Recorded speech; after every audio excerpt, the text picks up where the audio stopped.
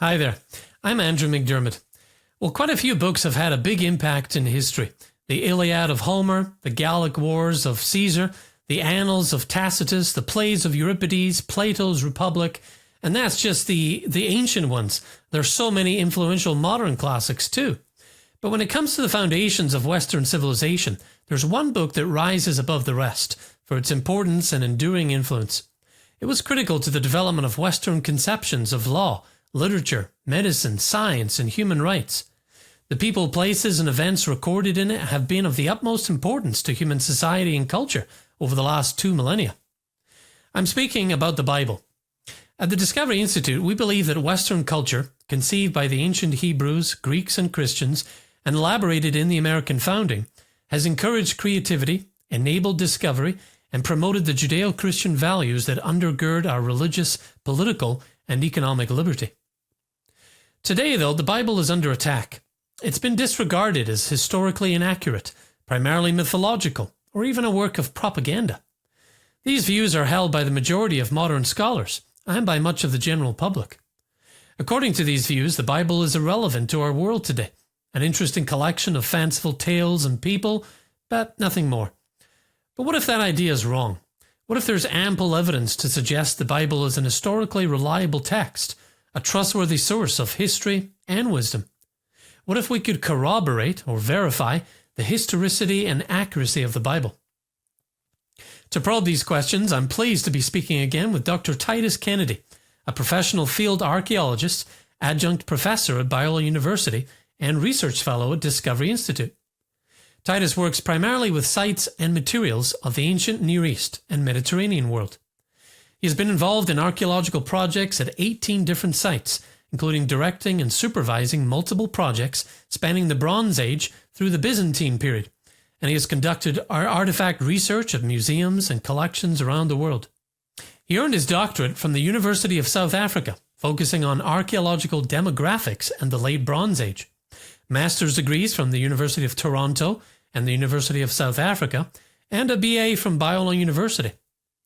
Titus has been a consultant, writer, and guide for history and archaeology documentaries and curricula. He's author of 3 books on the archaeology of the Bible: Unearthing the Bible, Excavating the Evidence for Jesus, and his latest book, The Essential Archaeological Guide to Bible Lands. Titus, welcome back. Thanks, Andrew. Good to be back. Looking forward to our conversation. Yeah. Well, in our first session together, we explored the content of your first solo book, Unearthing the Bible, 101 Archaeological Discoveries that Bring the Bible to Life. We took a closer look at just a handful of those 101 artifacts and how they corroborate events, people, and places that were reported in the biblical text. You just released a third book, The Essential Archaeological Guide to Bible Lands, or Biblical Lands, and we'll dive into that one in our third and final session together. But today, I'd like to discuss the content of your second book, Excavating the Evidence for Jesus, again to help us with a central question: can the New Testament Gospels be viewed today as historically reliable? In short, can we trust them? This is a key question in any defense of Western culture and values. The evidence you document in your books suggests that we can confirm the historical accuracy of the Bible. So let's unpack some of your findings. In Excavating the Evidence for Jesus, you present archaeological and historical findings that illuminate and corroborate the life, times, and person of the most well-known and influential figure in human history, Jesus of Nazareth. First, let's look at how the person of Jesus is viewed. What do scholars say about the historical Jesus versus what popular culture might say? Well, in general, scholars, especially those who are in ancient history, archaeology, biblical studies, they would almost universally say that yes, Jesus existed, he was a real person, there is historical evidence for that. Whereas in the general public, you may run into people who claim that there is no historical evidence outside of the Bible that Jesus ever existed and that he was some kind of fairy tale person. Again, this is not what's thought in scholarship. However, within academia, there are a lot of different views on who was the historical Jesus or what do we know about him. Those ranging from the Gospels are historically reliable. We can get all sorts of information about the historical Jesus from the Gospels and the New Testament, to those who think that, yes, Jesus existed, but we don't really know anything about what actually happened from the Gospels, which they would characterize as mythological or legendary or just kind of supernatural spiritual propaganda. Okay. And of course, a lot of time has passed, so it's understandable that some would prefer that sort of narrative or understanding of it. But does it hold up to all the archaeological discoveries and analysis? Well, you write that in addition to Matthew and Luke, secondary sources from antiquity, including even those hostile to Christianity, reference the birth of Jesus and corroborate details found within the narratives. What kind of written evidence from ancient authors outside of the New Testament do we have for the existence of Jesus? So, addressing the birth of Jesus section, that comes from a quote by Celsus, who lived in the 2nd century, and he was a fierce critic and opponent of Christianity, and yet he knew about Jesus, he knew about the birth of Jesus, and he knew some interesting details, such as him being born in a village in Judea, which that would fit Bethlehem, it would not fit Nazareth. He knew about the odd situation around his birth, that the virgin birth claim had been made. Now, his explanation is that there was adultery going on, but of course, Joseph was concerned with people thinking that. He also knew that Jesus's earthly father was a carpenter, and he knew that the family went early in the childhood of Jesus to Egypt. So he was aware of many details around the birth and early infancy childhood of Jesus. All in all, though, we have 11 different sources from the 1st and 2nd century that mention Jesus as an historical person and contain some kind of information about events in his life, whether it's the birth or whether it's the trial of Jesus or his disciples, things like that. And only 2 of those are Christian. One is Christian and one is quoted by a Christian. So these are what we might call qualifying as more objective sources from a secular perspective. That is, they're not New Testament Christian sources. So one cannot just throw them off and say, this is just Christian propaganda. It's actually people who are opposed to Christianity who are even writing about Jesus. Okay. So the birth of Jesus, well attested by extra biblical sources. So why do some still claim that Jesus didn't exist? I mean, what's driving that? I think that it's their bias against the Bible and against the New Testament and also against Jesus and Christianity. So if they can make the claim that Jesus never even existed, then they don't have to deal with any of the more difficult questions. They just start from the base and throw out the base of it, and then there's no more discussion to be had. Okay, yeah, that makes sense. I mean, yeah, we're dealing with 2 separate things. Did the man exist? Or, did he actually say things? And, can we corroborate those types of things? Archaeology can't address all of it, but it can certainly point the way regarding the first type of inquiry. Well, what about people and places in the Gospels? Are there many archaeological discoveries related to these, such as the birth and ministry periods of Jesus?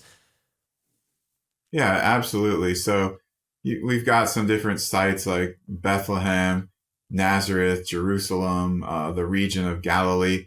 So Bethlehem, we know archaeologically, people were living there at the time of the birth of Jesus. Same with Nazareth. And Nazareth was occupied by Jews who were both agriculturalists and artisans, and they were observant of the Mosaic law. So that fits the family of Jesus perfectly. Jerusalem as well, of course. There's no debate over that, but the temple, for instance, which Jesus visited, that is well attested archaeologically and historically in the 1st century. Okay. Now, you tell us the story of the Galilee Boat that was found in 1986 in your book. How does that illuminate the historical context of first century Galilee and the life of Jesus? Well, we only knew about these boats from literary texts in the past, such as the Gospels. Josephus also talks about these boats, how they could hold, up to 15 people. So that would fit perfectly for Jesus and his 12 disciples. But then this boat was discovered, the actual remains of it, and it was buried under the mud from the first century. And it was the same size of boat that Jesus and his disciples took. It's the same type that's described by Josephus. And so now we had physical remains of this type of boat right there on the shore of Galilee, where Jesus used these boats to get around the lake. Wow. And it's amazing how these things get found. I mean, some discoveries are made when people are actually looking for them, and others, they just sort of happen. I mean, this was the result of a drought, wasn't it? Yeah, the lake was low at that point, and there were these two brothers who, they were always interested in finding something like that, an ancient boat. So they had their eyes peeled for it, and they noticed something sticking out of the mud, and they went and investigated, and it turned out to be the remains of this ancient first century boat. Wow. Well, what about the miracles of Jesus?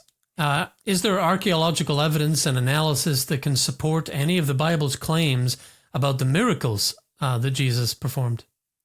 What we have is archaeological evidence of locations where Jesus performed some of these, as well as ancient manuscript copies that discuss different perspectives on the miracles of Jesus. So, for example, in the book of John, in Jerusalem, there are a couple of important locations of the miracles of Jesus. There's the pool of Bethesda and there's the pool of Siloam. So now both of these have been discovered, and we see that John accurately described them pre-70 AD. So we know he was there, he knew what he was talking about. But we also have ancient manuscripts which describe reactions to the miracles of Jesus. So Celsus, which we mentioned earlier, he talks about the miracles of Jesus. His explanation is that Jesus learned magic when he was in Egypt, and so that's how he was able to perform miracles. We also have Josephus commenting on how Jesus performed some kind of paradoxical works. He doesn't really comment beyond that. He's fairly neutral, but he knows about Jesus doing some kind of miraculous works. The Mishnah talks about Jesus supposedly having the power of sorcery. Okay, so they're looking at it from he is performing miracles through the power of the devil. And in the Gospels, that's what we see some of the Jews accuse Jesus of as well. And then there's a Christian source, Justin Martyr, writing to the emperor, and he actually appeals to the records of Pontius Pilate to see how Pilate mentioned these miracles of Jesus. So we've got various sources. None of them deny that Jesus performed miracles. They just have different explanations of how that happened. Now, the trial of Jesus is a particular area of focus that each of the four Gospels dedicates significant time to. What are the archaeological details that connect to the trial and crucifixion narratives? From an archaeological and historical perspective, this section of the Gospels is incredibly interesting and quite amazing how much corroboration there is. So if you read through the trial narrative and you compare that to archaeological discoveries, what we see is there are 7 people in the trial narrative of the Gospels that have been confirmed through archaeological discoveries, and 5 locations. So we would start with the locations. We've got the Garden of Gethsemane, which it's an orchard, okay, an olive orchard, not a specific building, but we know where it is. We know it existed. And then we go to the house of the high priest, and there are actually more than one candidate for the house of the high priest in ancient Jerusalem. But we've got these priestly mansions. I have a preference of one over another for identifying it with the one that Jesus went to because of a stone weight inscribed that was discovered there with the name of one of the high priests. Then the next location we have is the hall of hewn stone where the Sanhedrin met, where Jesus goes before Caiaphas. We know where that was. We have a few column capitals from that building that are still in existence, even though the buildings themselves were completely obliterated in 70 AD. Then Jesus goes to the Praetorium, and the Praetorium was the Roman residence of the governor in Jerusalem, and that has been partially excavated. So we've got some really interesting aspects of that, like the stone pavement that's mentioned in John and the Gabbatha mentioned in John. We can identify those archaeologically still. Then we look at the people. You've got Annas, the former high priest. You have the acting high priest Caiaphas. You have Peter, even. You've got Pilate, Pontius Pilate, the Roman governor. You've got Herod the Tetrarch, Herod Antipas, who Jesus sees briefly in the trial. And you've got Simon of Cyrene, who carries the crossbeam. And then finally, Jesus himself. So all these people are attested through archaeological inscriptions, some other finds in certain cases, and in ancient manuscripts. So it's quite incredible, I think. Wow. Well, you call the rapid growth of Christianity during the lifetime of Jesus and in the decades after it uncanny. Can archaeology speak to the rapidity of this growth and why it happened and why it was so large? Well, I think archaeology can show us that it was rapid and that it had a wide geographical distribution, because we start to see Christian symbols and Christian inscriptions pop up all over the ancient Roman world, certainly in the 2nd century. And then it becomes more and more prolific by the 3rd century. And then in the 4th century, it's just everywhere. And so we see that it was quite a rapid and widespread movement just from the archaeology. And this is, of course, also confirmed by the historical sources in the 2nd, 3rd, and 4th centuries. So you had to be really good sorcery or he was onto something. Well, you point out that archaeological and manuscript discoveries over the last century are bringing about a lot of reevaluation and adjustment of many scholarly perspectives on Jesus in the Gospels. Would you say there's now a preponderance of evidence for Jesus in the Gospels, or do we have a ways to go or more to find? I think we have a substantial amount of archaeological evidence that corroborates many different parts of the 4 Gospels. We have a lot to find. Just a very small percentage of sites really have been excavated, so there's a lot more out there. But we have enough to be able to say that these are historically reliable documents that have been confirmed by archaeology. And just one example of the shift in scholarship. So if you go back to the 19th century, some scholars were saying things like the Gospel of John was a totally unhistorical gospel. But now, through archaeology, we can actually compare the descriptions of different buildings, not just cities, different buildings even, that John is describing in detail, and we can see that he got those right. He was, in fact, somebody recording accurate historical and geographical information, and not just giving us this spiritual fable. That's a great example. And would you say that archaeology has slowed down in recent decades, or is it heating up? You know, is there more and more interest in confirming these things? It goes through ups and downs. I think a lot of things are being worked on now, and many discoveries are made. You could probably say that at least one discovery each year is made that connects to something in the Bible. And sometimes it's big, sometimes it's small, sometimes there are multiple finds. But right now we do have a lot of projects that are going on that do connect to biblical narratives. Okay. And what about the technology used in excavations and surveying? Has that changed recently, or are we still using a lot of the same gadgets that they have been for the last century?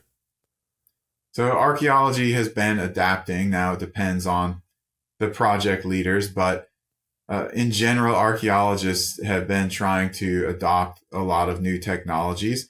This includes things like drones for photography or for LiDAR scanning, also ground penetrating radar to try to figure out better where specifically we should dig, where there might be some ruins of a building underneath. A lot of things done in the laboratory, not just radiocarbon tests, but things using mass spectrometers, for instance, that can test the elements that are found within the artifact, so we can more easily identify where they're from, their sources, what time periods they were made in based on how people used certain elements or certain materials in the past. Electron microscopes, a lot of computer programs now that will try to scan text even and do some work on analyzing the text and trying to translate some of that. High definition photography or infrared photography, CT scans. So all these kind of things where you can basically see things that you couldn't see before with the human eye, or you couldn't unroll a papyrus or something like that. But now they can do it with this technology. So a lot of things are being implemented and used, and it's advanced in some ways a lot. Whereas in other ways, going out on a site and actually doing the digging, we're still doing that by hand with almost the same tools, or in many cases the same tools as people were doing it 100 years ago. But that part of it, it's still effective, and we have to be there doing it by hand to make sure that things get done properly and don't get destroyed. Okay. So some higher tech to assist along the way, but even low tech can be helpful. I read I can't remember which artifact you were talking about, but you mentioned that a rubbing had been taken and then the actual artifact broke or was damaged, and they used the rubbing to help them. Yeah, that's the mesha stele. And so they were able to reconstitute it from the broken pieces because that rubbing had been made at its initial rediscovery. Wow. Such intricate detective work goes into all of this.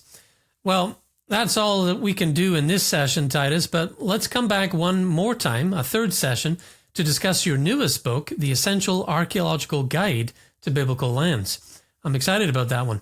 Thanks for sharing your expertise with us today. My pleasure. Thanks for having me again. Yeah, you're welcome. Well, Titus's latest book is now available. You can get it and other books that he's written, his other two, online from sources like Amazon or Barnes & Noble, or through Harvest House Publishers. Until next time, I'm Andrew McDiarmid. Thanks for joining us.